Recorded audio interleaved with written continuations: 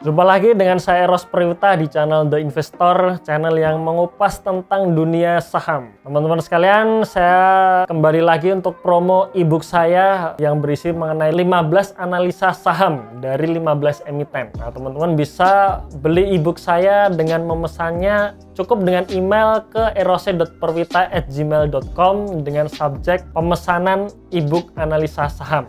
Nah, kira-kira 15 emiten itu apa saja? Nah, teman-teman bisa tonton video saya yang berjudul kinerja dari 15 emiten pilihan. Linknya ada di dalam deskripsi di bawah berikut ini.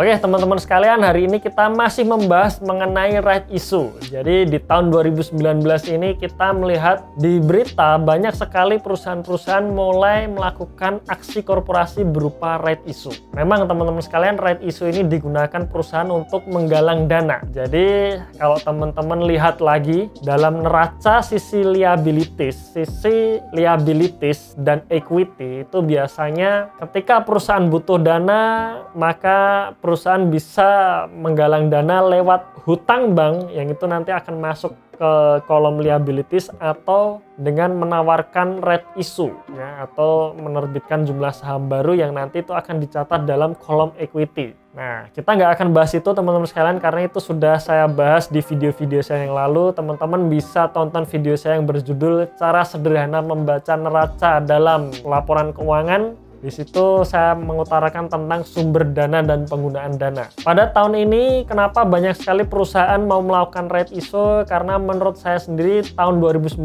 ini kondisinya mulai membaik, mulai stabil. Beda dengan di tahun 2018 kemarin yang kondisinya itu kurang stabil, itu karena salah satu faktor yang mendorong ketidakstabilan tahun 2018 kemarin itu karena suku bunga Fed yang naik secara agresif.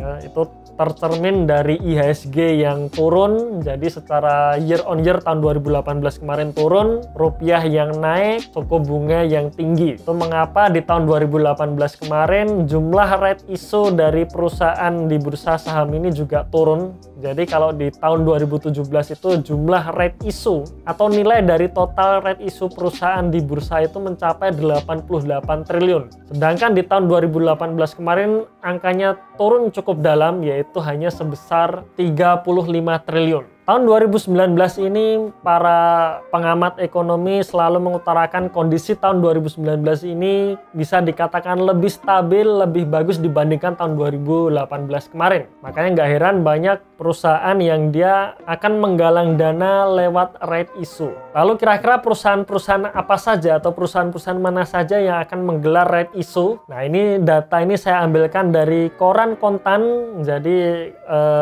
ini ada 5 perusahaan yang sudah menjadwalkan right issue pada tahun 2019 ini. Yang pertama adalah Buana Listiatama Tbk dengan kode emiten BULL atau BUL. Harga right issue Rp275 per lembar saham dengan jumlah emisi 3,4 miliar lembar saham. Target dana yang diharapkan sebesar 935 miliar dan penggunaan dana right issue ini adalah untuk ekspansi. Kemudian yang kedua ada Bank Windu Kencana dengan kode emiten MCOR, yaitu dengan harga right issue sebesar Rp100 per lembar saham dengan jumlah emisi 11,26 miliar lembar saham dan ditargetkan dana yang diraih sebesar Rp1,16 triliun dan dana ini digunakan untuk penguatan modal atau permodalan.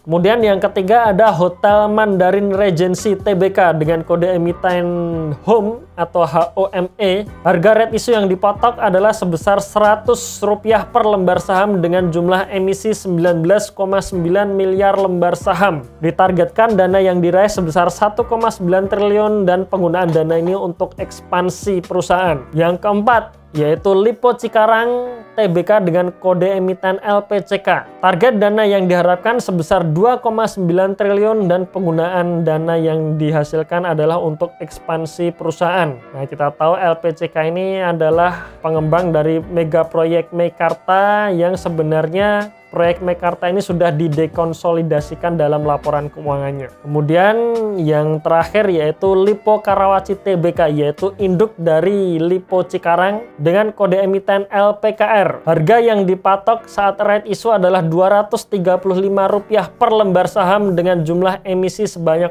45 miliar lembar saham. Jumlah emisi yang sangat besar sekali dan diharapkan target dana yang didapat adalah 10,5 triliun.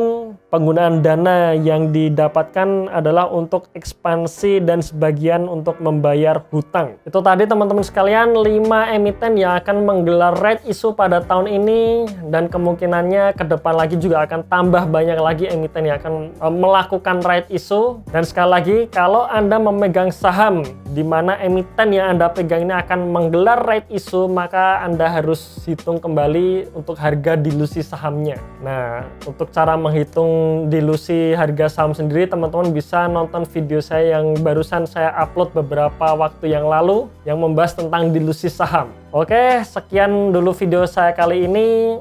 Jangan lupa share video ini ke teman-teman Anda kalau dirasa Anda merasakan manfaat dari video ini. Jangan lupa untuk tuliskan komentar supaya kita bisa berinteraksi. Tunggu video saya selanjutnya dan salam pasif income.